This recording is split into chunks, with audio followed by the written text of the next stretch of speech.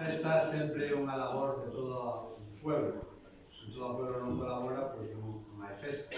Por iso hai que agradecer que se poida facer a festa a todos en primer lugar, pero alguén ten que levar o peso da organización, pois ten que agradecer sobre todo a Comisión de Festas que teñen que facer un esfuerzo superior ao noso para organizar a festa.